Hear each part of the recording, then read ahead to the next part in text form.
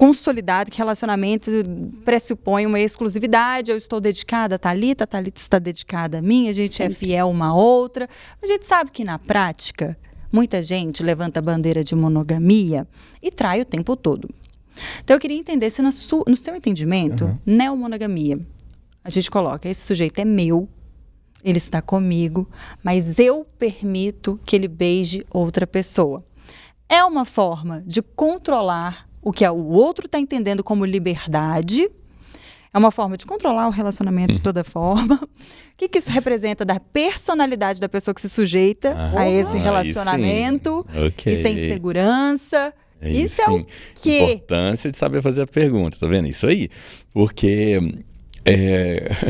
não adianta a gente virar e falar, olha, existe uma coisa conceituada universalmente que é a feijoada. E a feijoada, para ser feijoada, tem que ter feijão, tem que ter... Aí agora a pessoa vira e fala, não, tem uma feijoada que não tem feijão, é a nova feijoada. Tem a feijoada vegana. Pois é, não tem feijão, não tem carne. Mas imagina se tirar o feijão, que é um dos principais critérios que definem aquela referência. Não posso chamar esse prato de a nova feijoada. Será? Porque mudou totalmente. Quando a gente pega o conceito de monogamia, o ingrediente principal dele é justamente a mono, né? A dedicação exclusiva.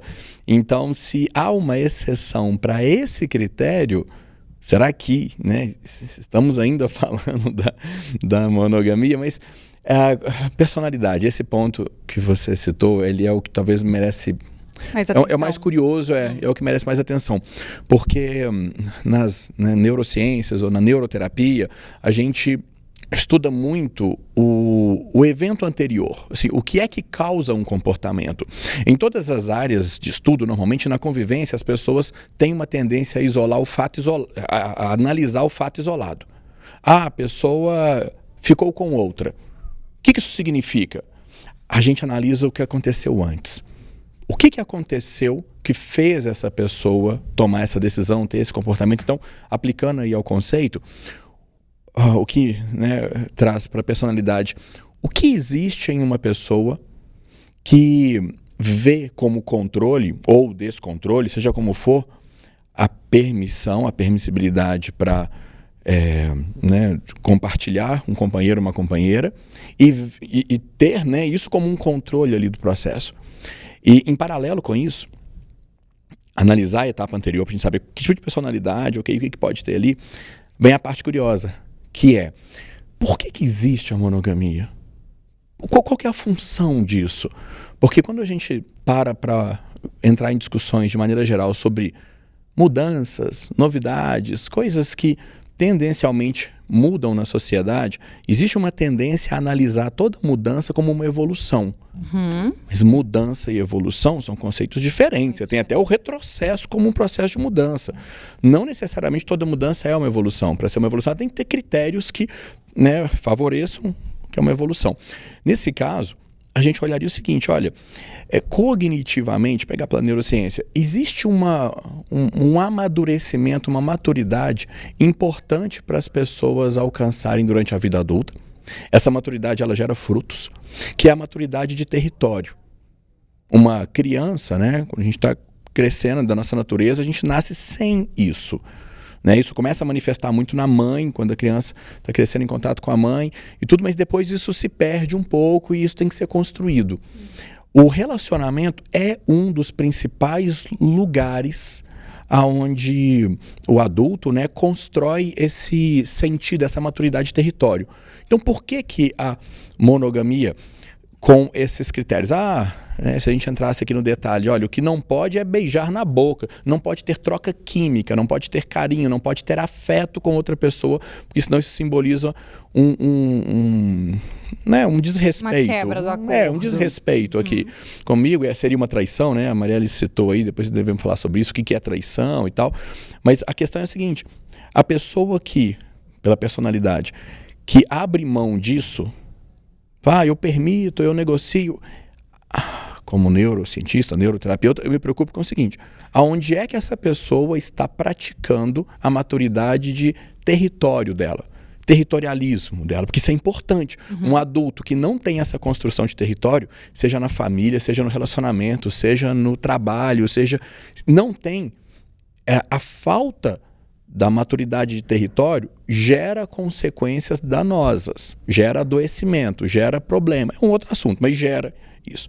Então, se essa pessoa diz, eu não me importo, eu faço concessões para agradar, eu faço concessões para me adaptar, para mim, isso começa a despertar um pouco a possibilidade de ser demanda terapêutica. O evento anterior. Por que é que essa pessoa está fazendo isso? Ela pode ter alguma questão interna para ser resolvida que ela ameniza quando ela concede isso. Depois a gente fala, né? Vamos compartilhar um pouco.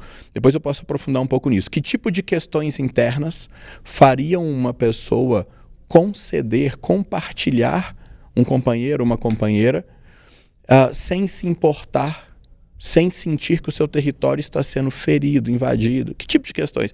Isso é demanda terapêutica.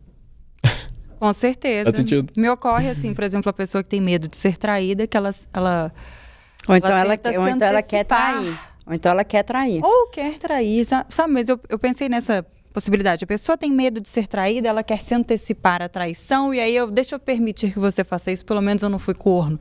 Sabe, alguma coisa nesse sentido? Está nessa direção. Tem coisas mais profundas.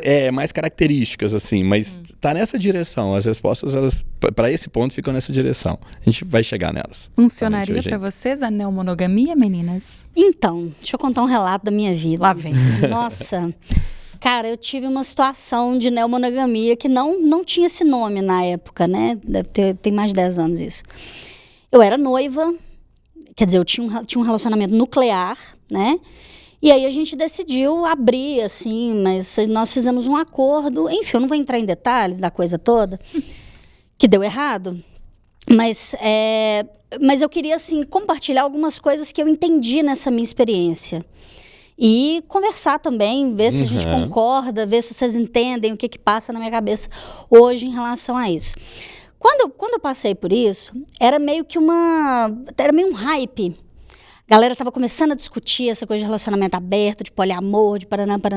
E aí a gente estava lá, um ambiente bem politizado, fala, por que não? Nós somos pessoas maduras, nós somos pessoas de mente aberta, nós somos pessoas politizadas. A gente dá conta? E aí as pessoas falando, às vezes, discutindo na internet, falando assim, não, porque isso aqui é um problema. Eu falo, mas eu não vou passar por isso. Porque isso aqui é um problema. Não, mas eu não vou passar por isso. Porque na teoria é tudo maravilhoso, como a Mari já falou aqui, né? Na teoria é tudo maravilhoso. E aí, eu queria dividir algumas coisas aqui que eu anotei. A primeira coisa é a seguinte, não dá pra gente criar combinados de coisas que a gente não conhece. Muito bem. Falar assim, não, mas a gente vai fazer um acordo e vai ser assim, assim, assim. Você já teve num relacionamento aberto? Você já teve num relacionamento aberto com essa pessoa? Você sabe como é que ela lida numa situação X? Você sabe como é que você lida numa situação X? Você não sabe. Então, é muito difícil criar acordos que sejam 100% possíveis de serem cumpridos. Porque você não sabe como é que você vai lidar numa situação. São coisas é mais ou menos falar assim, não, eu acho que se uma guilhotina caísse e cortasse 4 dedos meus, eu ia ficar super tranquila. Eu ia pegar os dedos, embrulhar no gelo, ia pro hospital, ia falar, olha, tem que... Gente, isso não existe, entendeu? É uma situação que você nunca passou, é uma dor que você nunca sentiu. Como é que você vai determinar que você vai dar conta disso? Então, esse é o primeiro ponto. Então, a gente tem que ser, no mínimo, flexível com a gente mesmo e com as possibilidades dos outros. E com a nossa possibilidade também. Porque a gente não dá conta de tudo. A gente acha que a gente dá conta de tudo. Mas a gente não dá conta de tudo.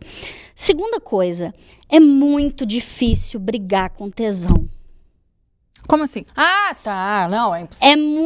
Quando você coloca numa situação dessa, você fez uma situação X, você fez um combinado X e falou assim, olha, vou falar o meu combinado, a gente só vai ficar com pessoas conhecidas, a gente não vai trazer pessoas de fora, só amigos, só gente com quem a gente já tem afeto, intimidade, paraná.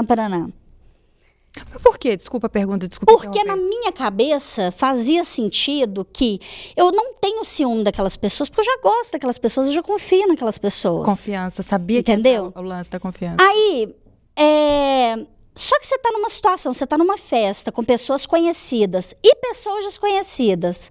Você está ali beijando pessoas conhecidas. Vem um desconhecido, te vê pegando geral, quer te beijar também. Como é que você fala pro seu tesão e fala, não, aquela ali não? Gente, isso não existe. É muito... Não estou dizendo que ninguém dá conta, tá? Eu estou dizendo que é muito... Eu vi que é muito difícil você se colocar nessa situação que você está ali embriagado de tesão e falar não. Muito difícil. A outra coisa é a cobrança da sociedade e todas as outras coisas numa sociedade que é, entre outras coisas, machista, é muito diferente sobre a mulher. Totalmente. E eu falo isso porque eu nunca tinha estado nessa situação, estive nessa situação, e é muito difícil não sentir ciúmes. Por mais que você tente racionalizar aquilo, né? Você está ali num trabalho com você mesmo, né? Num trabalho que, eu vou usar uma palavra aqui que está um pouco, que já ficou, né? Um pouco banalizada, mas ali você está num processo de desconstrução. Você pensa racionalmente na situação e racionalmente no ciúme, você fala, não faz sentido eu sentir ciúme. A sua cabeça sabe disso. Fala pro coração. Entendeu? Uhum. Mas isso não impede que você sinta o ciúme. Mas o ciúme visto...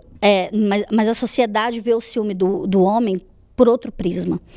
A mulher sentindo ciúme, ela é louca, ela é descontrolada, ela precisa desconstruir, paraná. O homem não. O homem, ele sente ciúme porque ele é cuidadoso. Ele tem medo de perder. Ele te ama. E eu vivi uma situação dessa dentro desse relacionamento, que era isso. Quando eu estava com outra pessoa, ele ficava me ligando, ele queria estar comigo no mesmo lugar, ele queria paraná, porque ele era cuidadoso. A sociedade via desse jeito. E você? Quando eu ia reclamar com alguém, eu ia falar assim, mas eu não estou conseguindo ter encontro com outra pessoa, porque toda vez que ele sabe que eu estou com outra pessoa, ele me liga, ele tal, não sei o que tem. Mas quando ele estava com outra pessoa e eu ligava, eu era descontrolada, eu era ciumenta, eu precisava me desconstruir, entendeu? Então, eu acho que bate muito diferente. Por que eu estou dizendo tudo isso? É óbvio que eu sei que dá errado num relacionamento aberto e num relacionamento fechado. Dá errado num relacionamento monogâmico e num relacionamento poligâmico. Dá errado em qualquer tipo de arranjo. Eu tive um relacionamento aberto, deu errado. Eu tive um monte de relacionamento monogâmico, deu errado também. O ponto não é esse. Dá errado, qualquer coisa pode dar errado. Esse não é o ponto. O ponto é, a gente precisa ser muito honesto com relação àquilo que a gente dá conta.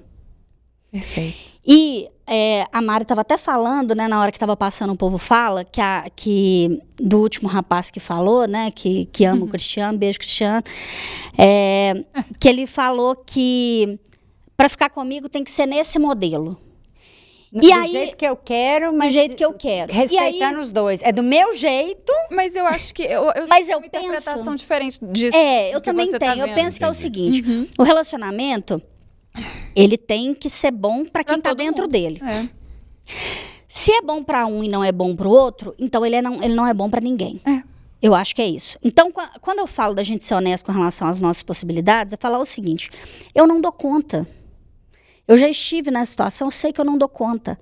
Mas o meu parceiro quer. Então, o meu parceiro vai fazer isso com outra pessoa, não vai ser comigo. É isso. Comigo, eu vou estar num relacionamento que eu dê conta de estar.